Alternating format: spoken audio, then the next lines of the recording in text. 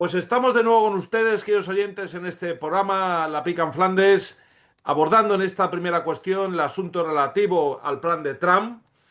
Interesantísima la exposición de nuestro general Cifuentes, que quería, digamos, complementar alguna de sus palabras, Sí, matizarlas. no, que quería aclarar porque es que me confundí antes cuando hablé de la ocupación americana de Irak y de lo que he aprendido allí, de sus lecciones aprendidas, hablé de Damasco en vez de hablar de Bagdad, realmente que fue en Bagdad donde estuvieron los americanos. Esto viene a cuento de uno de los puntos del acuerdo de paz que os acordáis que mencionaba que rápidamente iban a hacer una reconstrucción de los aspectos más importantes de las infraestructuras, no las casas, que haya agua, que haya electricidad, que haya alcantarillado, que haya hospitales y que se pueda comer, que pueda comer pan. Y esto venía a cuento comentaba yo, las lecciones aprendidas de esta campaña de Irak, de la ocupación de Bagdad, donde se dedicaron a perseguir terroristas y estuvieron durante meses y meses y años sin que hubiese seguridad, luz, agua, y eso al final consiguió que la población se le volviese en contra y que no les ayudase a combatir esos terroristas que les iban poniendo esos explosivos improvisados por todos los sitios. Fue terrible. Y esa es una de las cosas. O sea, rápidamente aquí se han dedicado en este plan a ganarse las mentes también de los gazatíes, ¿eh? Cosa que no hicieron allí. Pero bueno, era ese inciso, que confundí Bagdad con Damasco, ¿eh? Vale. Importante, importante, más que la corrección de ese error, que es sobre todo el resaltar, como bien ha dicho nuestro general, la importancia en este plan de paz que la reconstrucción sea inmediata y garantizar a los gazatíes aquello que se les ha negado durante prácticamente dos Sí, años, que me es acuerdo, me acuerdo que escribí un artículo para la revista española de defensa entonces, porque me pareció tan sorprendente que el ejército americano cometiese ese fallo, que se llamaba la segunda oleada, por si alguien tiene curiosidad, el artículo, la segunda oleada referida a una vez que he conquistado el terreno, rápidamente tiene que venir una segunda oleada, todos esos habitantes les des una esperanza de futuro. desde luego, el país quedó, Irak, absolutamente desasistido de suministros básicos, agua, luz, electricidad y, como bien ha dicho nuestro general al final, se ganaron el desapego de la población porque vieron eso más que como una liberación, como una ocupación, ¿no?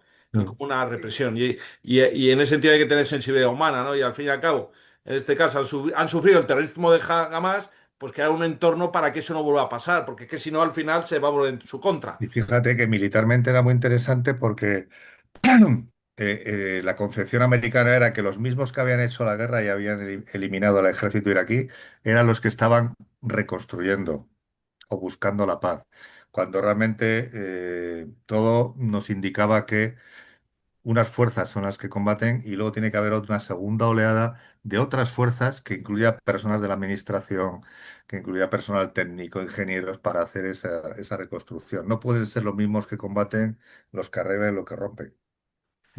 Así es. ¿Cómo puedes recordar el artículo, mi general, la No, revista? da igual, la Sí, segunda oleada, la la segunda segunda oleada. oleada, ahí queda la segunda oleada para Que que... ya fue hace muchos años eso, lógicamente, ¿no? claro. Y algo también importante, aparte de las infraestructuras, fallo que se cometió en Irak, es que, digamos, licenciaron todo el ejército, toda la Es verdad, policía, es todas verdad, todo el tema de seguridad. Y entonces los ladrones camparon a sus anchas. es verdad. Claro, el ejército es un ejército, no está para mantener seguridad. Además fue ahí cuando robaron el museo. ¿Recuerdas que entraron en el Sí, museo, que sí, era un sí, museo sí. espectacular? O sea, era una joya y robaron ahí de todo. En Sí. fin, fue terrible. No, Sí, sí, no, y que jubilaron a dice la policía. Sí, museo, sí. hablamos de casas particulares, de todo. Es Sí, decir, claro. cayó, digamos, la seguridad, cosa que, por ejemplo, en la Segunda Guerra Mundial, y que iban con mucho más personal, y aún así enseguida utilizaban a, a alemanes, o sea, quitaban a los que estaban muy vinculados con el tema nazi, pero los que, digamos, eran más policías profesionales o lo que fuera, los utilizaban Sí. para garantizar, digamos, Sí, la ahí lo que seguridad. hicieron fue jubilarles porque no se fiaban de que pudiera haber personas terroristas infiltrados y Sí, entonces iniciaron un proceso de selección y vetting para volver a seleccionar, a elegir a la nueva pero administración, nueva policía, con lo cual se tiraron ahí una temporada. Sí, Pero sí, en todo ese tema crearon un vacío, mientras Sí, sí, que sí, sí. si tú tienes a la gente que tiene que garantizar, a la vez vas limpiando y vas metiendo nuevas y ves que no funciona, apartas. Claro, Eso sí. efectivamente.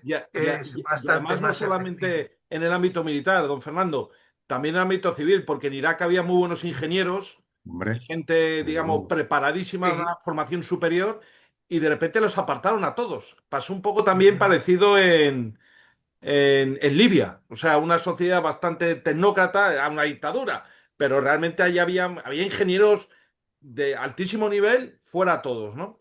Pero bueno, al final Trump está decidido no solamente a arreglar el problema de Gaza, también el problema de las ciudades demócratas que tiene, porque ha militarizado Portland, San Francisco, cosa que me Sí, parece sí, sí, sí. fenomenal, porque hay veces que se deteriora tanto la ciudad que o metes al ejército o el Estado ya se descompone. Entonces, realmente Trump es el pacificador no solamente fuera de su país, sino también dentro de su país en esa situación en que el Estado o el orden ha desaparecido. Muy bien, pues con esto ponemos fin a esta primera parte y tenemos aproximadamente unos 14 minutillos donde vamos a debatir la segunda cuestión, que es la frivolidad del hecho militar y el uso político indebido por parte de determinados dirigentes de una drama como el de Gaza, donde todos han ido, o muchos, a arrimar la escuela a su sardina y otros directamente a por ese perfil. O sea, realmente, y en eso don Fernando nos va a hacer unas observaciones y reflexiones. Adelante, don Fernando, por favor. Sí, realmente es penoso los comentarios, las noticias, el cómo se está hablando actualmente de las guerras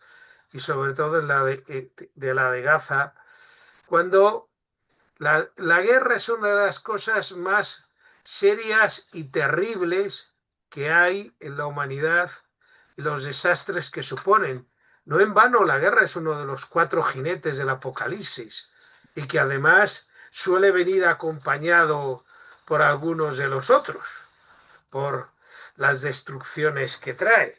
Es decir, enfermedades, hambre, peste, suelen ir parejas y muerte, suelen ir muy parejas con las guerras.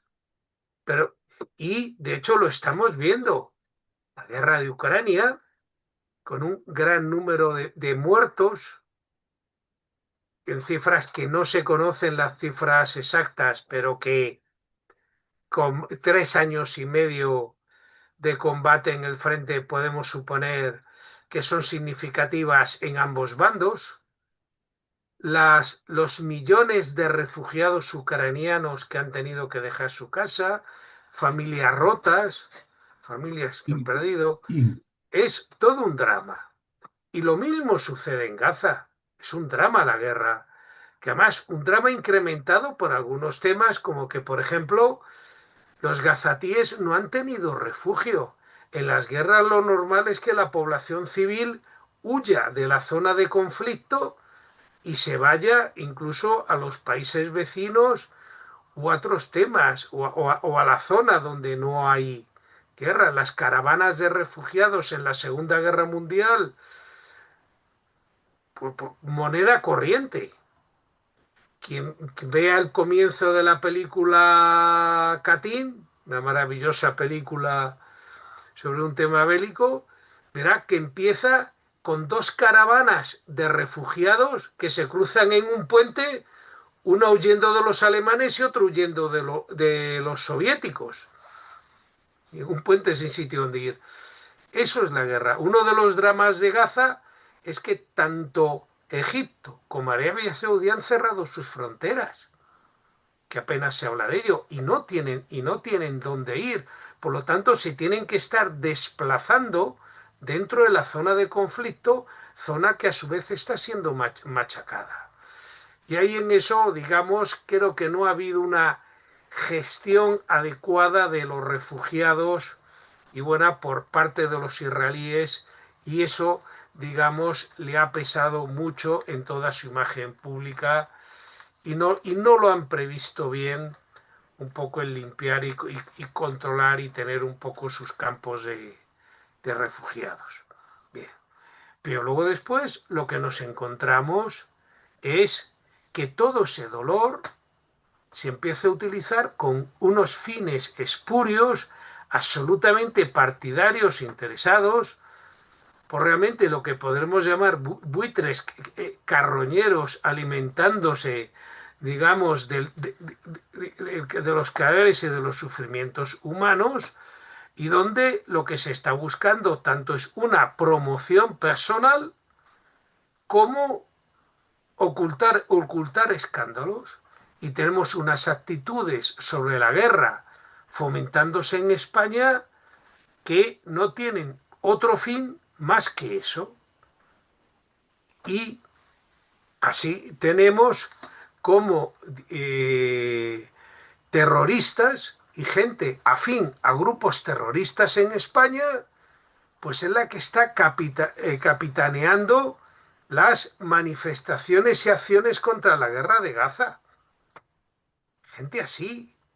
Y además obteniendo incluso el apoyo del gobierno, sin un tema, sin un análisis de los hechos. La mayor vergüenza ya es absolutamente es lo de la famosa flotilla. Una flotilla de ayuda porque en Gaza se están muriendo los niños de hambre. Enviamos ayuda en avión a la costa turca para que desde allí baje rápidamente a llevarlo. No, cogemos unos barquitos de recreo y nos vamos por el Mediterráneo en promoción personal, pasando por puertos turísticos, y tardamos pues un mes en llegar. Eso es algo para atender a gente muriéndose de hambre que se decía. Si tardamos tanto, la comida se la han comido la tripulación del barco en el viaje. De hecho, parece ser que infiltró una persona, los israelíes, dentro de los barcos, y que ha hecho que allí en los barcos no llevaban nada de ayuda. Y de hecho, no se habla nada de ayuda que haya llegado allí y que haya cogido Israel. No se habla absolutamente nada. Qué extraño, algo que iba a ayudar. No, estamos en promoción personal. Y tenemos a todos las noticias, telediarios, todas las campañas hablando sobre ello. No queremos que se hable del juicio al hermano del presidente, de los juicios a la mujer del presidente, de las investigaciones judiciales a los secretarios de organización, de hoy, donde han aparecido indicios de financiación irregular, en lo que se dedican a hablar en muchas de las noticias de los telediarios es de que si ha habido torturas a los miembros de la flotilla, torturas psicológicas. Como ya circulan memes, ¿será que les han obligado a ducharse? Es decir, estamos en toda esa frivolidad. Y lo agravamos utilizando a las Fuerzas Armadas. Enviamos un patrullero de altura allí a proteger a la flotilla, no se sabe de qué y en qué. Porque claro, el patrullero se mantenía a distancia, allí no intervenía. Por lo tanto, aquí ha ido el patrullero. ¿Para qué hemos desplazado todo ese barco con el coste que supone? Y digamos, bueno, por lo menos podemos decir que han hecho prácticas de navegación, que siempre viene bien. Con los presupuestos tan limitados, a veces nos encontramos que los pilotos tienen contadas las horas para volar y hasta los marineros para navegar. Pues por lo menos han tenido, digamos, esa opción. Pero claro, más lógico es que vayan a algo más serio que, digamos, a proteger a unos excursionistas. Cuando a un excursionista tiene un accidente y le rescata un helicóptero, se le cobra. No sé si a los del Frutilla les vamos a poder pagar el coste del furor. Me parece que no tienen. Bueno, pues es increíble la frivolidad con que hablamos de algo de gran sufrimiento y que está afectando a la población gazatí, Sí, está afectando a población israelí, a quienes tienen rehenes, a quienes están perdiendo, porque el ejército israelí también tiene bajas, a quienes están perdiendo a seres queridos en esta guerra de ambos bandos. No es algo para salir de excursión cantando el Kumbaya. Y pues bueno, sí, no sé si queréis agregar algo más. la palabra es frivolidad bueno, y que hay, que todo se lee ya con un texto de consumo interno, ¿no? Que efectivamente da igual lo que esté ocurriendo allí, como no lo voy a solucionar, pero voy a hacer una serie de gestos y voy a decir una serie de frases que como consumo interno me permitan tomar una posición y ganar unos adeptos, mantener a los que ya lo son y ganar unos nuevos. Yo voy por, bueno, ese aspecto ya lo has comentado tú, yo quería comentar que además es que, o sea, el apoyo total que se hace hacia Gaza, hacia por los palestinos y hacia Hamas no está dentro de la política exterior española. O sea, no existe ningún párrafo que lo diga así taxativamente. Al contrario, siempre habla de un equilibrio en Oriente Medio y de que España debe influir para favorecer las conversaciones de paz, el 5x5, etcétera. Sin embargo, aquí se ha adoptado una postura absolutamente radical con un fin político, como mencionabas, ¿no? Tampoco está en ningún plan geoestratégico, ni tenemos, ni se le espera pero ni en la Directiva de Defensa Nacional se habla de que tengamos que apoyar absolutamente a los palestinos y favorecer la creación de ese Estado. Ni siquiera en el programa del partido político que gobierna España está incluido. Pero bueno, hay tantas cosas que no están incluidas en el programa de partido político que ya no nos extraña tanto, ¿no? Pero todas estas cosas denotan una falta de coherencia y vamos, un oportunismo político para conseguir más votos. Y luego el empleo del ejército, eso sí que ahí ya me ha dolido un poco más, que utilicen ese buque furor. Me estoy imaginando a ese jefe del barco. eh, mira que yo soy partidario de que se emplee las Fuerzas Armadas en ayuda, ¿no? En ayuda a las fuerzas y cuerpos de seguridad del Estado en situaciones de emergencia, de verdad.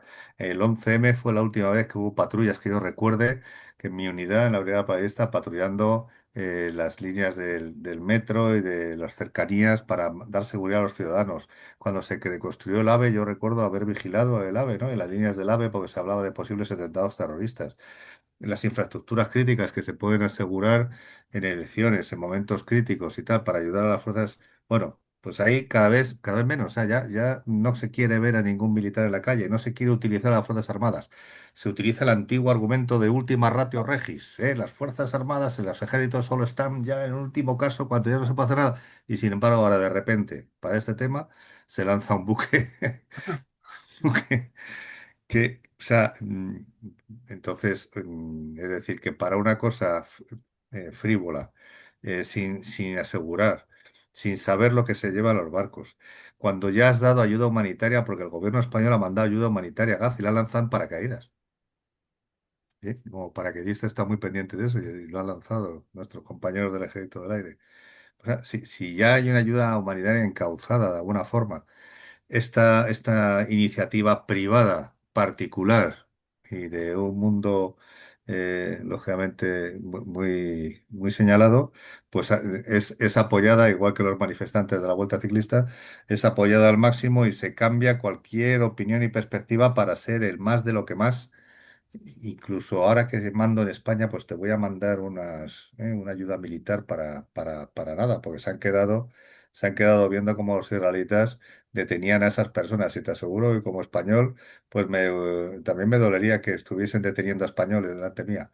Pero las órdenes que habrá recibido ese buque, pues habrán sido las que habrán sido, ¿sí? Para un nuevo gesto para conseguir votos. Te dejo, Guillermo, que hables.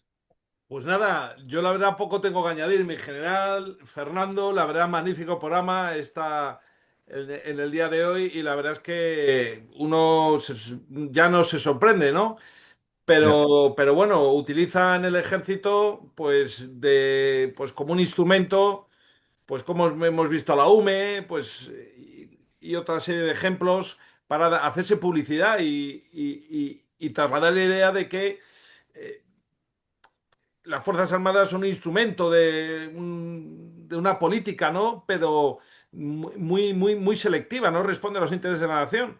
Entonces, bueno, espero que esto sirva para tomar conciencia en el mundo cívico-militar que no podemos permitir que ni este gobierno ni otro, que de alguna manera hagan el uso Sí, de la... pero cuando llegó la pandemia, nuestro presidente del gobierno dijo que estábamos en guerra.